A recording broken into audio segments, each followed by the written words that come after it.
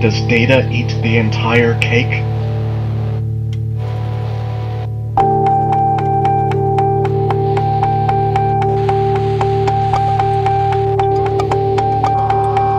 I told you not to touch it. I told you not to touch it. I told you not to touch it. You broke it. I told you not to touch it. I told you not to touch it. I told you not to touch it. You broke it. I told you not to touch it. Keep your hands where I can see it. Oh boy. Incidentally, before we get into things, I have a hole in my ceiling now. I imagine it's from you just watching Neo Yokio and going, no!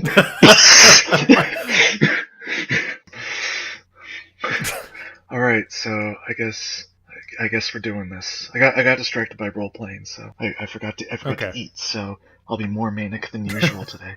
So It's a manic Monday or a manic it's Wednesday. manic Thursday. Yeah, whatever. Welcome to the podcast. Welcome to The Breakup. I'm your co-host, Jacob Waskow. And I'm your co-host, Sam Young, and this is the podcast about destroying the things you love by giving them away. We don't have to do that every time.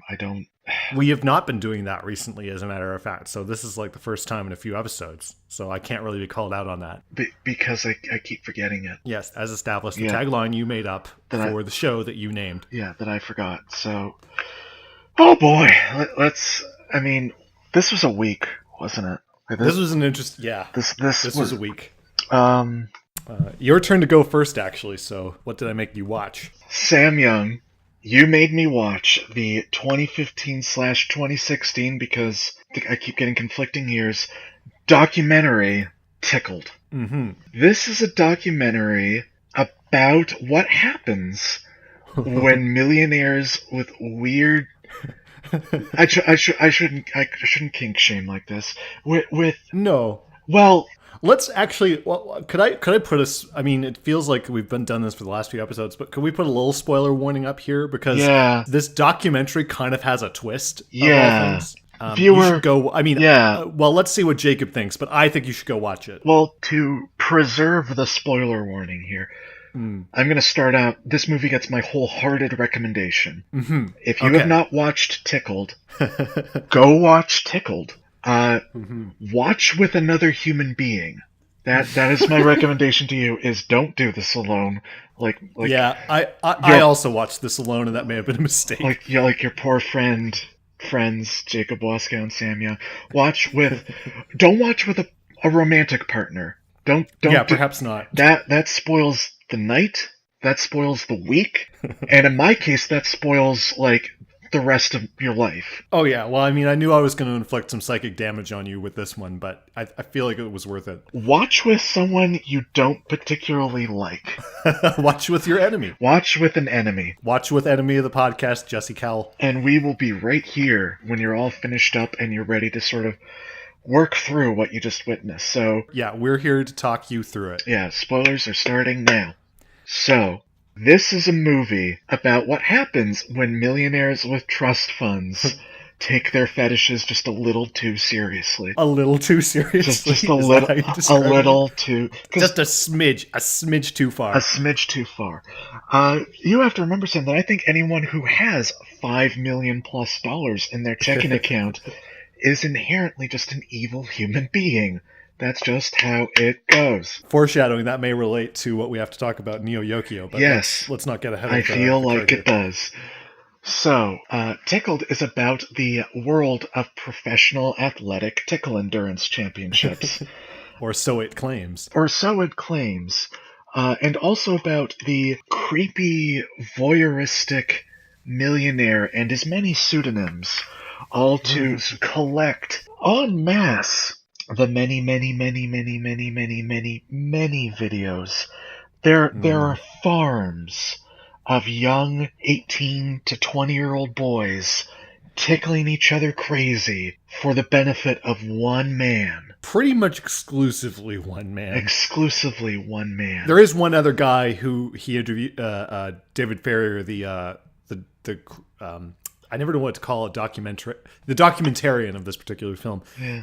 There is another man he interviews who makes tickling videos, but they are on the up and up, as much as that can be said. Yeah, like it's just, your regular fetish pornography, setup with that, like, Yeah. presumably people are treated with, like, utmost respect. There isn't, like, any sort of creepy threatening people's, like, lives and well-being and families and children. Like, Jesus.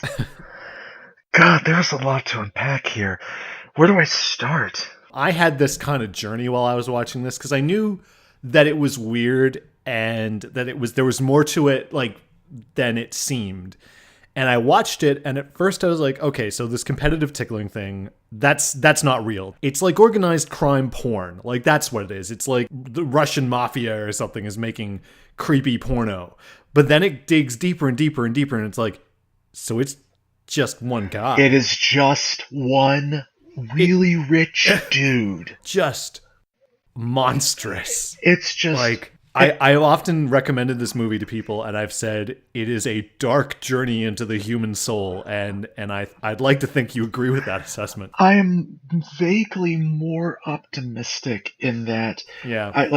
For the first time ever, I actually did research after I had watched the film, and interesting. And I did a little too. Yeah, and I learned about the film they made after the film. Yeah, the epilogue. Because they call out this guy, and they track him down in the richest parts of New York to get, like, a really half-baked interview. After this guy had, like, hounded them with legal and physical threats, homophobic slurs, like the whole... I don't mean like fake legal threats, like impersonating lawyers.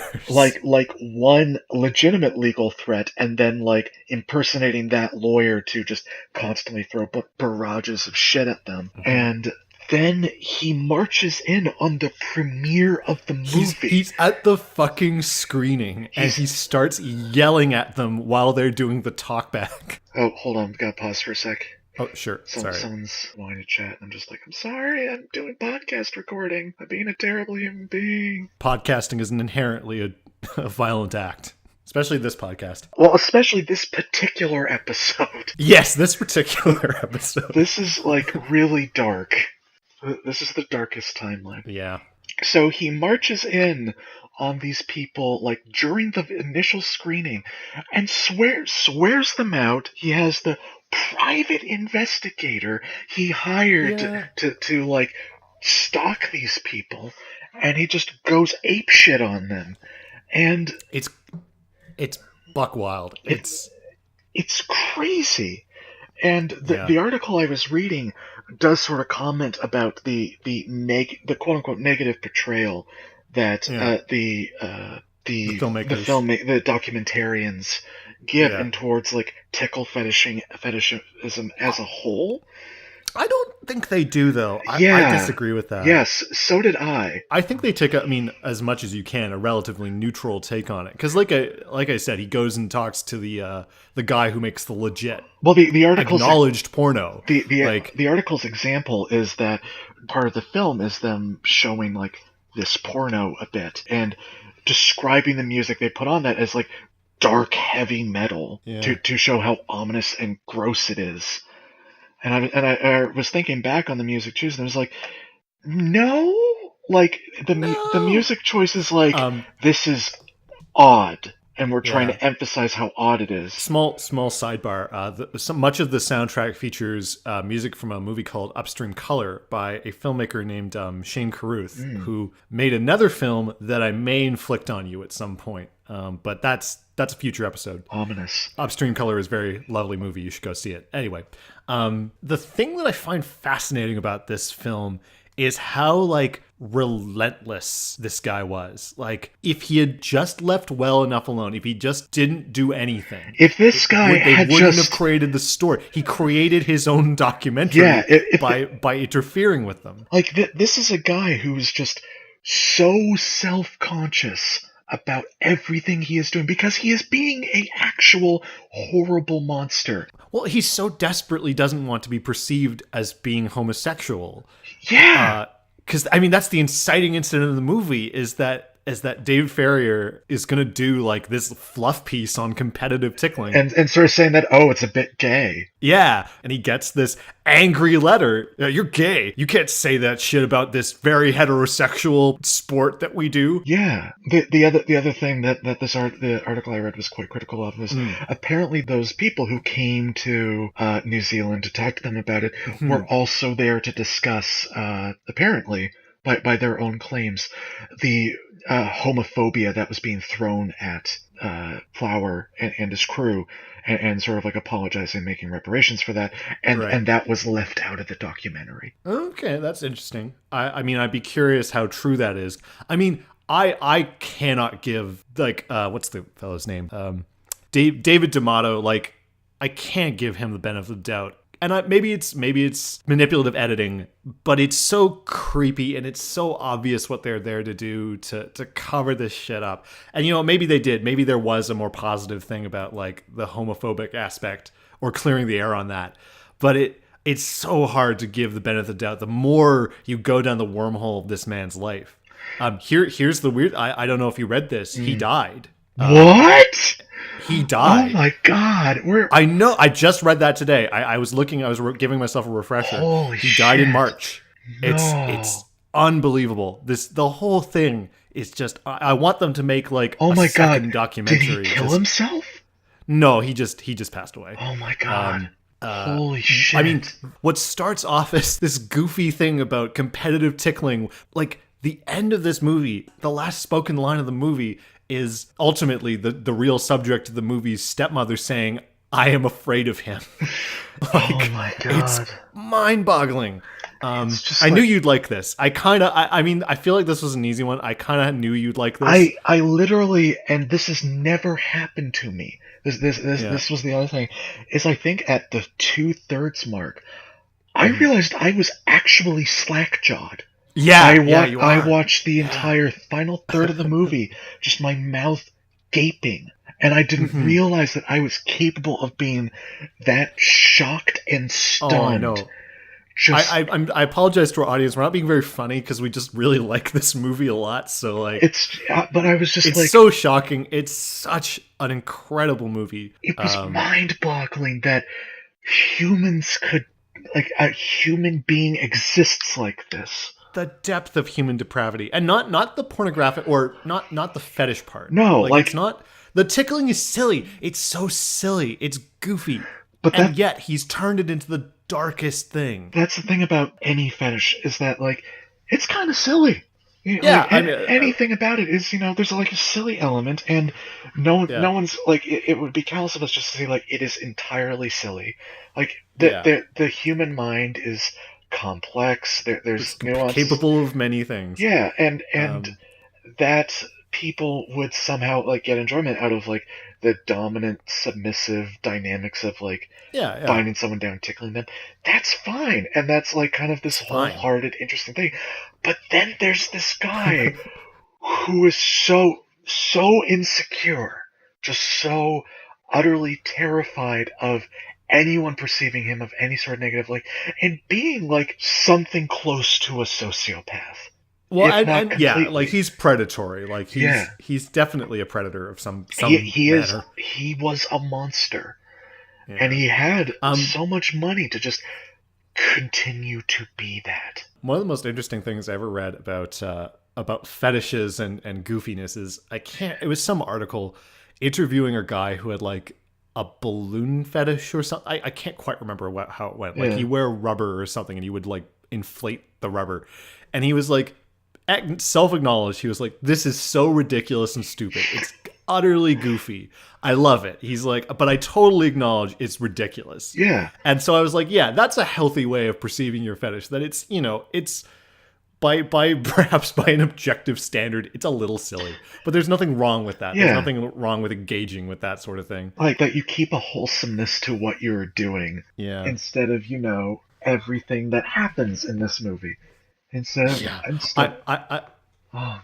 go ahead. Just all of it, just the farms. I think the farms is what creeped me out the most. That he had set up this fucking like pyramid scheme system of entrapping young men Yeah. to produce these videos.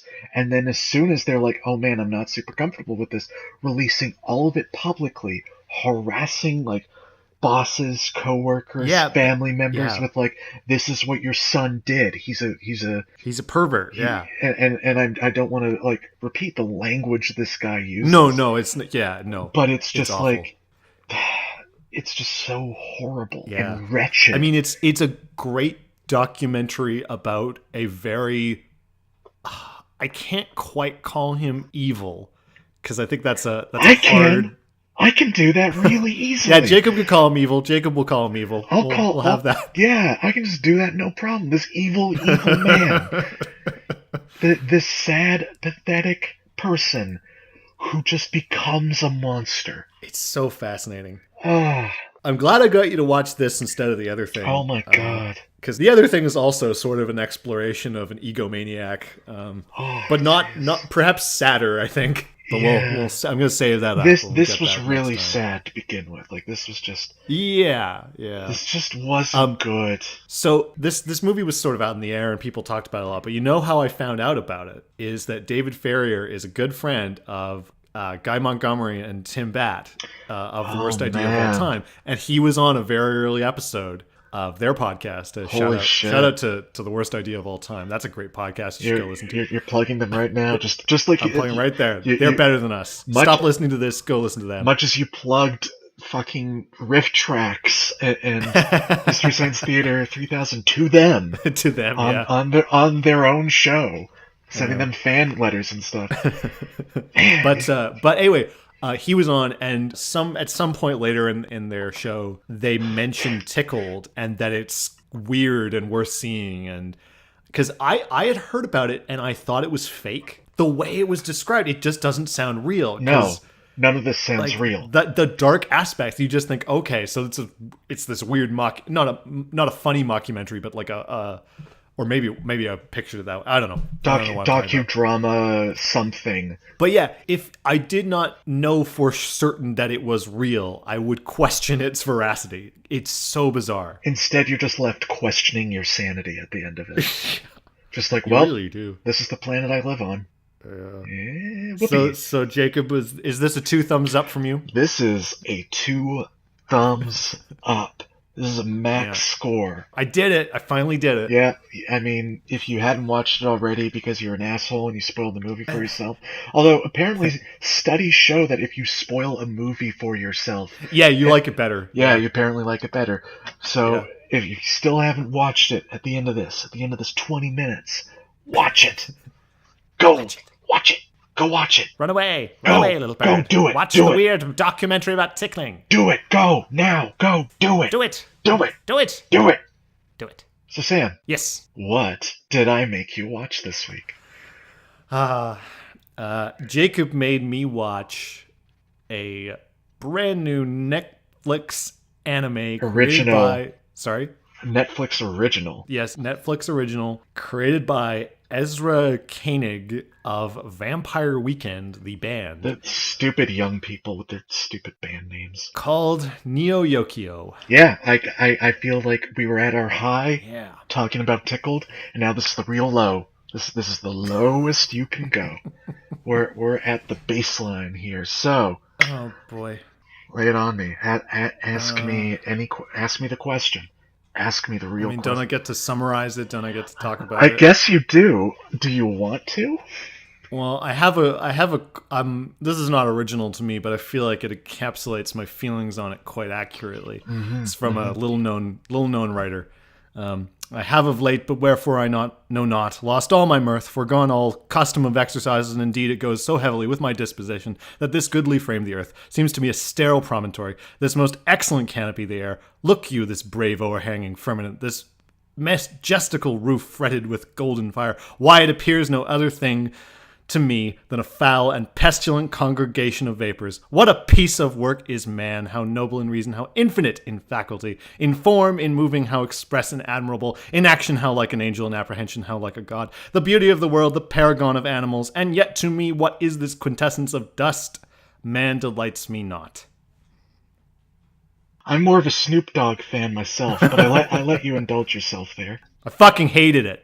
Oh man, so I guess. Well, the reason that I quote Shakespeare poorly is because like I was watching this and I was like, this is some real trying to do Hamlet shit. Then he picks up a skull and he does a Hamlet quote. That's cute. So I'm gonna ask the question for you. Why do I? Yeah, why do you like this? Ironically, as it was noted. Now here's the thing. I read an article sort of discussing because as like a few other people who have lived on the internet, I stumbled into Neo Yokio basically on actual accident. Yeah. Where I saw a picture of a weird pink dreadlocked looking fellow holding a giant Toblerone. Like one of those big fucking honking... You make it sound like it's funny. You make it sound like it's good. Giant Toblerones. And then I looked and I was like, what the fuck is this? And the first video that pops up is the most unfunny scenes in Neo Yokio. And boy, were they not funny. Uh-huh. And I stared and watched that beautiful trailer. Don't watch this. Don't watch this.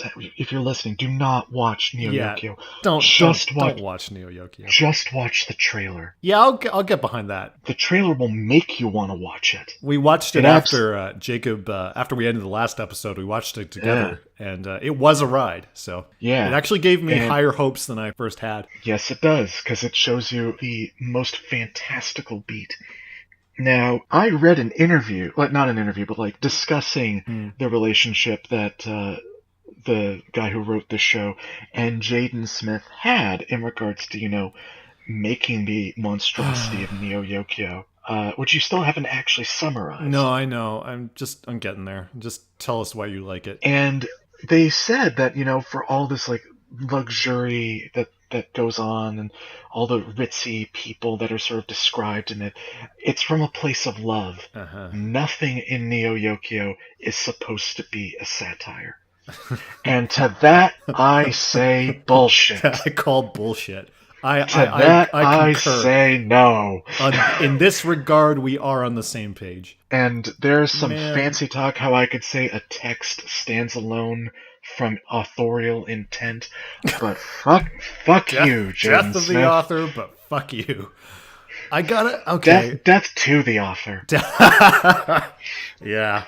Man, so it's an anime, and it's about like an alternate fantasy sci-fi version of New York, and there are demons who try to ruin New York, and there are like magic people who have the nouveau riche, and they no. This is not the plot. This is like the barest context of the plot. Sam, get on this. What is it actually about? This is about a stupid rich kid, and he really likes fashion, and he's got a robot Jude Law. And that's the end. That's the story. Because it doesn't fucking end. It just fucking peters out at the end. Oh, look, it's over. It's about Jaden Smith trying to get a girlfriend. And it works out pretty badly for him. Because he's just out of the breakup. Okay. I can't even describe. It's so stupid. You know what my biggest problem with this? Also, it's not a robotic Jude Law. No, it's like a cyborg Jude Law. No, it's a mecha Jude Law. Because there's a whole person operating that mech. So this show had its moments, like I did, and like Richard Iowati he's doing the Lord's work when he screams out, "Score, you magical bastard." I heard his voice and I wanted to cry because I just was like, how much money did they give you? So much money. How desperate were you? I swear to God, Sam, and you will think I'm joking. No, but he sounds like he's having fun. Like because he's doing that role that exists in anime of like in comedy anime of like the recurring guy who says the stupid things. Anyway, the problem is it had its moments, and the premise is ridiculous and stupid, but it almost is sort of clever. And I was actually almost interested in the world that they had created. But you know what really just kind of wrecked it for me and made me see all the flaws that I probably would have forgiven it is that Jaden Smith was a disastrous casting choice. Oh no, what a shitty casting choice. And not an ounce of charisma to make me like this character or interested in this character's struggles, or even to make this character kind of funny. You assume you're supposed to like this character. It's like he's on methadone. It's like, I have a note that's like, is he on methadone or does he just suck? And I'm pretty sure he just sucks. It could be both. But man. But because you seem to think you should have your main character be endearing. In a train wreck like this, it is better that he is just this creepy, monotone. No, it wasn't even that. It was just flat affect. He's not acting. He's just reading the lines. Like, that makes it better. It doesn't. It really doesn't. It so does. So shitty. It's such a shitty performance.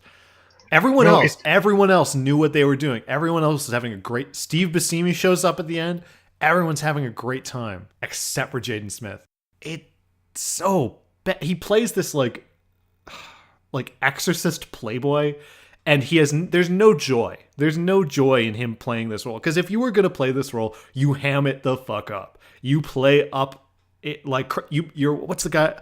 Who was the guy in Orin High School Host Club, which is something we may have to talk about later in the show. Mignola is what's his shit. God, I should know this. He plays the blonde kid. Whatever. He would have been perfect for this role. Like, he would have taken it and made it something more than it was on the page. And Jaden Smith just makes it boring and really grating. I hate anime protagonists who are like, but I don't want to engage with the plot. But I don't want to do anything. I just want to whine. Oh, here's the plot. You guys shake the plot in front of my face? I don't wanna. I want to be boring. It's Vic Mignogna. Vic, thank you. The guy from Hellboy was where I was going. But anyway, man, I didn't like it. Because what made me really dislike it was it had its moments, and there were little bits that were funny and fun and quirky. But I hate. You know what it is? It's trying to make a bad movie, and that never works out. It's like Sharknado versus The Room. The Room is a classic because it's terrible and it's bad and it's mismade, but it's so sincere. There is an integrity to The Room. Whereas Sharknado is just cashing in on it's a bad movie. We're making a bad movie. And this is like, let's make a wacky anime. I have to disagree with you wholeheartedly, like 100%. All right, there are too many earnest moments in this hot pile of garbage. It's all completely manufactured. It's all winking all the time. There's no way that they made this thing and this is going to be terrible. They thought they were making No, it's not that they thought it was terrible. That I'm just comparing it to the idea of making a bad movie versus making a sincere bad movie. They're trying to make a wacky anime rather than just letting it happen. And you can't make a wacky anime. A, because you're lacking a lot of the cultural touchstones that we North Americans perceive as wackiness in Japanese media, but also because if you try to make something like that, you will fail. That is just setting yourself up for failure. It's a bit like watching an 11th grader talking to you about how great fashion is. Someone who's not quite out of high school, a bit young in the britches, hormones are only just barely beginning to calm the fuck down, and they still dumb as shit, and they are just trying so hard. It's like a prepubescent or a young teenager talking about anything that they think they're an expert on. That's like it. That is exactly it. You captured my feelings about this show because it was occasionally funny, mostly annoying. The giant Toblerone though, with one of those. I did like that those increasingly increased in size. I didn't get what the joke was with those. There is no joke. Why would you assume there was ever a joke? Why would I assume that? What really bothered me is as I ranted about briefly before, there's no arc. The ending is okay, he gets the girl, he sort of has a vague relationship, he smuggles her out of the city because she becomes a terrorist, but then it just kind of ends and it doesn't matter, and there's no build up. The show is so episodic. He doesn't get the girl, he doesn't keep his robot butler, Mecha Butler. He gets nothing. He ends exactly where he began. And I'm Oh sure... my god! You know what? The first fucking true shot of the show is like an upskirt shot, and I was like, oh, okay, I know what you're trying to do, show. Fuck yourself. I don't care anymore. Let's buckle down and do this. And then it repeats that shot at the last scene of the show. Yeah. It all goes full circle. Man, That's what art is, Sam. That's when you break conventions and you just twist it around on pretentious assholes like you. You don't understand it. You're too dumb to understand, Neo. Too stupid. Stupid. You've never seen Plan 9 from Outer Space, have you? No, I haven't. Well, maybe that's a special episode. Anyway, for a show that kind of tried to be like make up for its really blatant sexism, it sure was sexist. Although, okay, you know what? The best line of the show is. All right, it's when his buddy gets his body gets transformed into a feminine version of himself.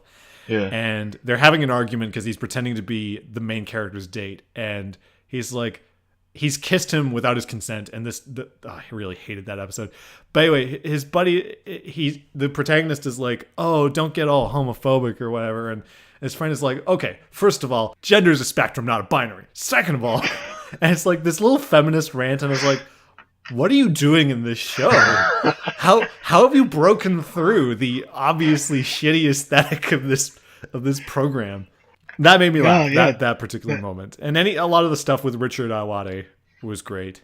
Yeah, but like it was mostly just nothing. It was really, really nothing. It was almost clever.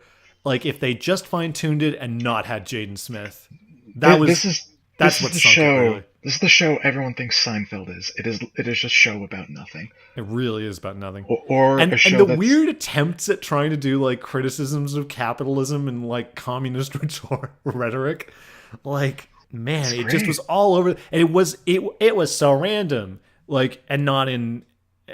You know how you do randomness? You have to have like an affinity. You have to take if the two things you mash together don't have like a weird je ne sais quoi, like it's not gonna work. You can't just say, "Ooh, tennis racket and Jacob's head." I don't know, like, is that funny? No, not really. There's not really any connection there.